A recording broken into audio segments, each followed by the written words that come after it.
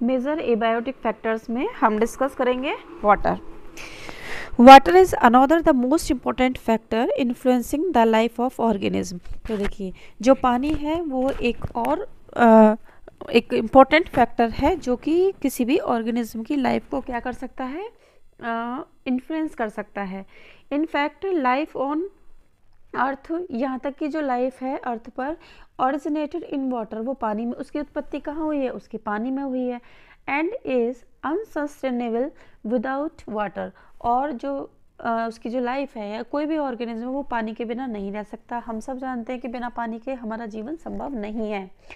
It's availability is so limited in desert. अगर हम किसकी बात करते हैं, डेजर्ट की बात करते हैं, तो पानी की जो उपलब्धता है वो डेजर्ट में बहुत कम है। That only special adaptations make it possible for organism to live there।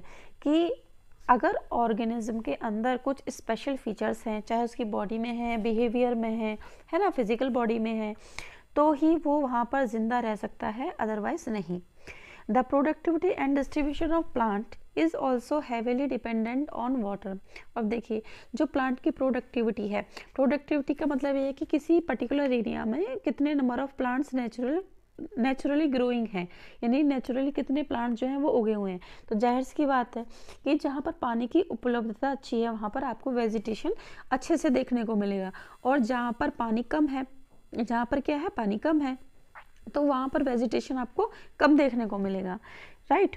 अब देखिए, you might think that organism living in ocean, lake and rivers should not face any water related problems। तो देखिए, हम लोग अक्सर ये सोचते होंगे कि अरे जो ऑर्गेनिज्म पानी में ही रहते हैं तो उनको तो पानी की कोई दिक्कत ही नहीं होती होगी, उनको तो पानी की कोई प्रॉब्लम ही नहीं होती होगी। But it is not true, लेकिन ऐसा सही नहीं है। ऐसा क्यों नहीं है सही? उनको भी पानी की दिक्कत होती है, ऐसे ऑर्गेनिज्म को। तो अब देखिए क्या है, फॉर एक्वेटिक ऑर्गेनिज्म, जो पानी में रहने वाले ऑर्गेनिज्म है, द क्वालिटी, यानी पानी की दिक्कत नहीं होती है, बट दिक्कत कहाँ पर होती है, पानी की क्वालिटी से। जैसे कि जो वाटर क्वालिटी है उसका केमिकल कंपोजिशन कैसा है, जैसे कि पानी में जो केमिकल्स हैं, जो मिनरल्स हैं, उनका अमाउंट कितना है, कम है, ज़्यादा है, या फिर जो उसमें पानी में माइक्रोब्स हैं और जो पानी में घुली हुई गैसेस होती हैं, जैसे कि ऑक्सीजन है, जैसे कि कार्बन डाइऑक्साइड है, उनकी मात्रा कैसी है, ठीक है। इसके अलावा पानी का पीएच वैल्यू कैसा है। पीएच का तो मतलब हम समझते हैं जैसे power of hydrogen ion concentration या फिर potential of hydrogen ion concentration. तो पानी में हाइड्रोजन आयन की मात्रा, तो ये क्या है, इसका पीएच वैल्यू डिसाइड करती है। अगर 7 से कम है तो वो पानी कैसा हो गया, एसिडिक हो गया। अगर 7 से लेकर 14 के बीच में है तो पानी की नेचर कैसी हो गई, बेसिक इन नेचर हो गई। अब देखिए, the salt concentration measured as salinity in parts per 1000। अब देखिए, अब हम समझते हैं सैलिनिटी का मतलब क्या होता है। What is salinity? सैलिनिटी यानी हम कहें तो खारापन। तो इसको किस में हम मेजर कर रहे हैं, इसमें हमने बुक में मेजर किया हुआ है parts per 1000। Is less than 5 in inland waters. Inland water का मतलब क्या होता है, इनलैंड यानी कि जमीन के अंदर का पानी, तो उसकी सैलिनिटी 5 से भी कम है। तो इसका मतलब ये हुआ कि अगर सैलिनिटी का मतलब होता है, एस को हम सैलिनिटी से शो करते हैं, यानी कि 5 इसमें लिखा हुआ है 5 ही, तो 5 बटे कितना, 1000, 5 बटे 1000। अब हमने 5 बटे 1000 क्यों लिया हुआ है, क्योंकि देखिए जो सैलिनिटी हम निकालते हैं या कैलकुलेट करते हैं वो 1000 या तो ग्राम वाटर, आप 1000 ग्राम वाटर का मतलब 1 किलो पानी ले लीजिए, या फिर आप 1 लीटर पानी ले लीजिए, तो आप यहाँ पर क्या लिखेंगे, 1000 ml। तो या तो 1000 ग्राम या फिर 1000 ml हमने पानी ले लिया, यानी 1 लीटर पानी ले लिया या 1 किलो हमने पानी ले लिया। अब उस पानी को हमने क्या करा, सुखाया, इवोपरेशन के लिए छोड़ दिया।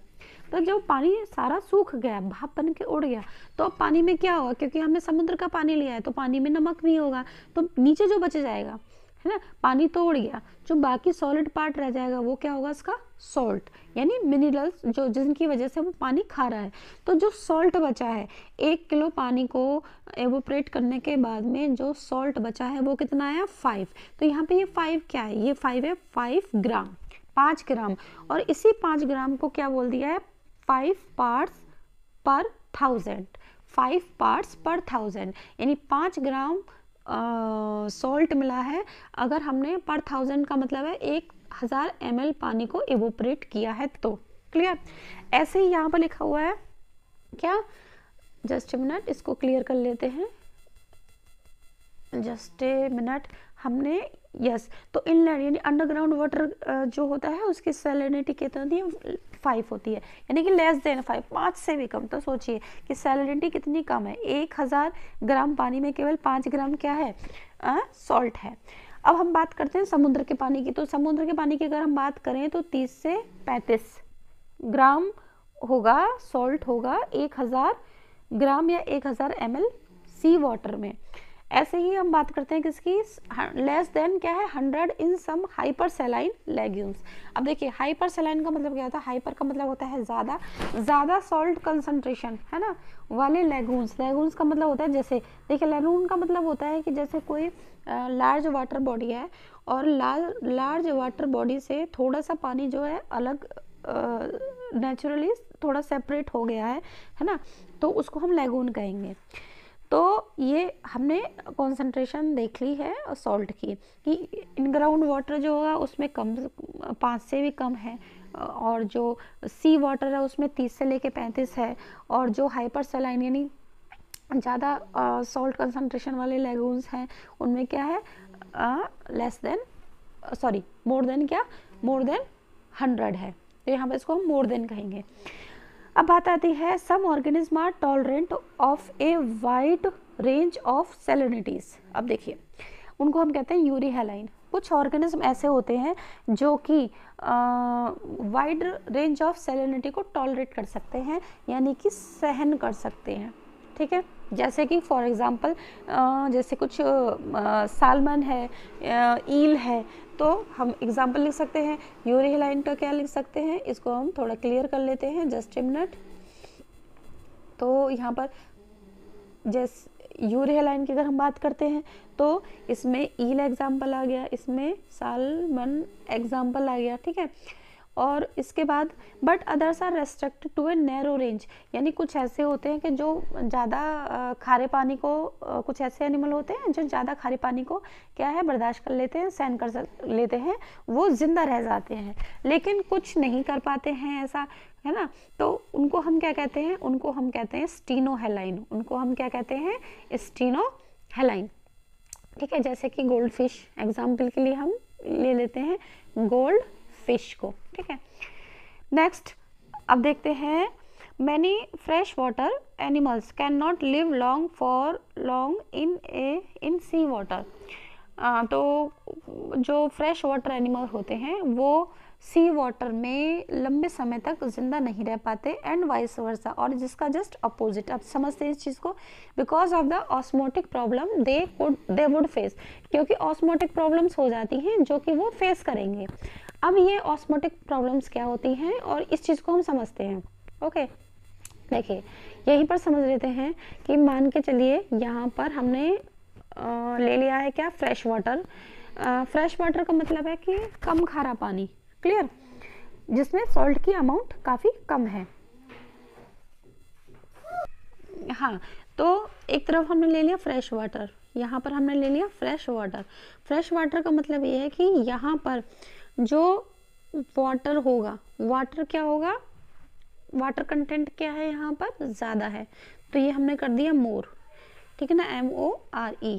और जो सॉल्ट कंसंट्रेशन है, ठीक है ना, वो सॉल्ट कंसंट्रेशन क्या है, वो लेस है, तभी तो हम इसको फ्रेश वाटर कह रहे हैं। अब इधर की तरफ आइए, यहाँ पर ये कैसा है, सी वाटर कह सकते हो आप इसको, या सैलाइन वाटर कह सकते हो, सैलाइन वाटर। ठीक है, अब देखिए इसमें क्या होगा, यहाँ पर जो वाटर कंटेंट होगा वो कैसे होगा, लेस होगा, और जो सॉल्ट होगा, सॉल्ट क्या होगा, वो मोर होगा। ठीक है, ज़्यादा होगा। अब आप खुद समझ लिए कि अगर यहाँ पर रहने वाली मछली किधर जाएगी, इस मछली को हम इधर की तरफ भेज देते हैं, किसी मछली को हम ऐसे ट्रांसफ़र कर देते हैं, तो यहाँ पर ज़्यादा पानी है और यहाँ पर क्या है, पानी कम है। क्लियर, तो यहाँ पर अगर पानी कम है तो क्या होगा कि मछली की जो बॉडी है उसको, उसकी बॉडी से पानी बाहर आने लगेगा। ठीक है ना, इस मीडियम में पानी जो है बाहर आने लगेगा यूरिन के थ्रू या एनी हाउ, और जो मछली है उसमें डिहाइड्रेशन की प्रॉब्लम हो जाएगी। क्लियर?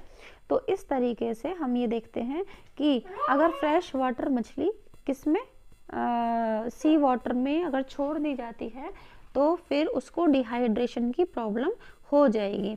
और उसका हम उल्टा कर देते हैं कि अगर हाइपरसेलाइन वाटर में रहने वाली जो मछली है या कोई भी दूसरा ऑर्गेनिज्म है उसको हम फ्रेश वाटर में छोड़ देते हैं तो क्या होगा, फिर उसके अंदर एक्सेस ऑफ द वाटर हो जाएगा, उसके अंदर एक्सेस वाटर जाएगा, तो वहाँ पे भी उसको ऑस्मोसिस की प्रॉब्लम हो जाएगी। तो होपफुली